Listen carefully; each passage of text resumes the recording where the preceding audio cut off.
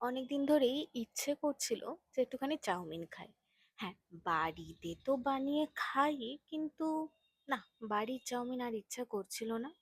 দোকান থেকে খেতে ইচ্ছা করছিল।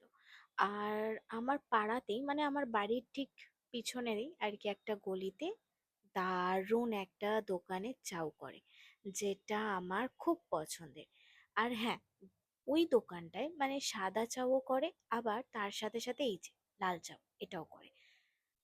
আমার তো এইটা পছন্দ, মানে হচ্ছে এই যে লাল চাও।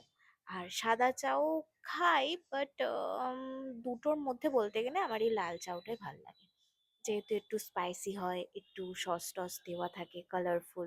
তো এই কারণে আমার ওই চাউটা ভাল লাগে। যাই হোক, তাই বাড়ির সকলের পছন্দ যেহেতু সাদা চাউ, তাই বাড়ির সকলের জন্য সাদা চাউ আনা হয়েছে। আর আমার জন্য শুধু অন্য চাউ আনা হয়েছে।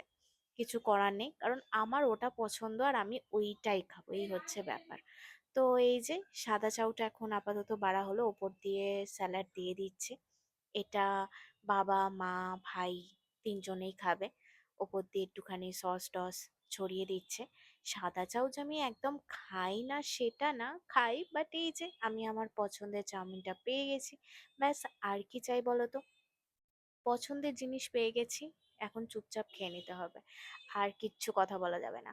তো তোমরাই বলো, তোমাদের কোনটা পছন্দ, সাদা চাও নাকি এই যে আমার মতো এই যে লাল চাও? আর হ্যাঁ, আমি আমার চাউমিনে কিন্তু আবার এই যে চিকেনের ছোট ছোট টুকরোও পেয়েছিলাম, যেটা কিন্তু মায়েরা ওই সাদা চাউতে পায়নি।